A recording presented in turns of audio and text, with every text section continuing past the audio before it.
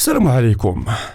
حلقة اليوم فيها أسرار ثقيلة وغنبداوها بالقنبلة. واش فراسكم باللي كاين مدرب عالمي كبير كان جالس معانا هنا في الرباط هم قادوا راقو باش يشد السارود ديال المنتخب المغربي، ولكن قرر الملك محمد السادس قلب الطابلة في الدقيقة 90. وغندوزو الكواليس جديدة ديال وداع الركراكي والاعتراف المفاجئ ديال حفيظ الدراجي، قبل ما نكشفوا خطة محمد وهبي والاختبارات القاصحة اللي كتسناه في مدريد وباريس. وفي النهاية غنشوفوا كيفاش الجامعة طيحات رئيس الاتحاد السنغالي في المصيدة ديال لجنة الانضباط. كواليس حصرية وتفاصيل غنحطوها تحت المجهر في هذه الحلقة، بقاو معنا. الصحيفة الإسبانية لارازون فجرت واحد القنبلة اللي خلات بزاف الناس حالين فمهم. المدرب الأرجنتيني المعروف خورخي سامباولي اللي داز في إشبيلية ودرب الأرجنتين في كأس العالم ديال روسيا 2018 جا للمغرب. السيد ضرب 3 أيام في فندق بالرباط وجلس مع الجامعة، تفاهموا على الخلصة الأهداف وكل شيء، يعني بقى لي غير يسني ويبدا الخدمة. ولكن هنا فين كيبان المغرب كدولة ذات سيادة وقرار. جلالة الملك محمد السادس نصره الله تدخل شخصيا ورفض هذه القضية رفضا قاطعا. ولكن علاش رفض؟ حيث البلاد كتبنى على ولادها. جلالة الملك رجح كفة للمدرب المغربي محمد وهبي. نجيبوها لكم مثال بسيط ديال ولاد الشعب، بحال إلا بغيتي تجيب شي طاشرون براني يبني لك دار ومول الدار الكبيرة قال لك حبس، الساروت غيبقى عند ولد الدار اللي عارف خبايا الساس.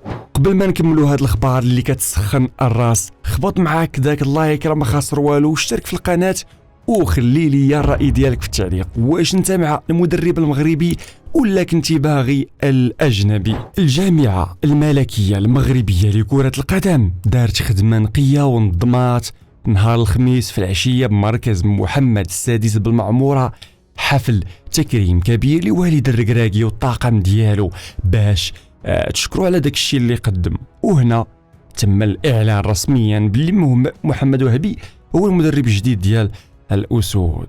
ولكن تفاعل ديال المعلق الجزائري حفيظ الدراجي، هذا السيد اللي ديما كنعرفوا مواقف ديالو، خرج في مواقع التواصل الاجتماعي كيشكر في الركراكي ووصفه بالرجل المحترم والمدرب القدير.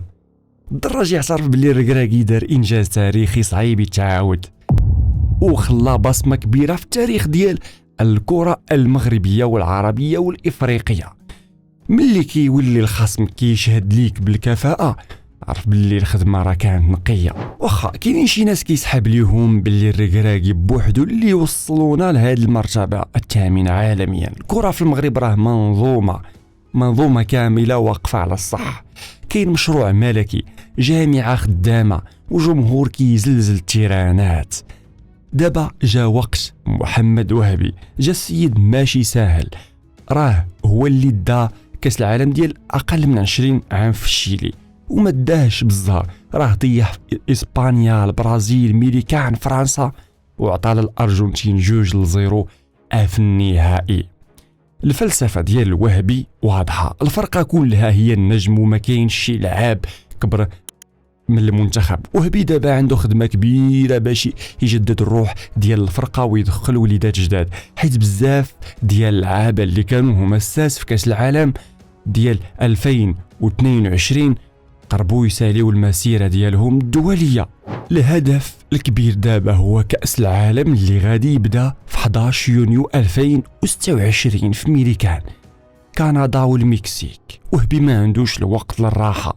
أول امتحان غادي يكون نهار 27 مارس في مدريد بإسبانيا ضد منتخب الإكوادور، وموراه ديريكت مباراة أخرى نهار 31 مارس في مدينة لانس بفرنسا ضد الباراغواي. هاد 2 مباريات هما اللي غادي يبينوا لينا واش هاد المدرب غادي يشد الريتم ويزيد بالأسود للقدام. باش نختموا بواحد القضية اللي كتبين باللي المغرب ما كيلعبش. رئيس الاتحاد السنغالي لكرة القدم اللي كان طلق لسانه بتصريحات مسيئة للمغرب لقى راسو دابا واقف قدام لجنة الانضباط. الجامعة حطات شكاية قاصحة وموثقة، واليوم يتفتح معاه تحقيق رسمي. اللي غلط في حقنا كنجروه بالقانون حتى الأرض.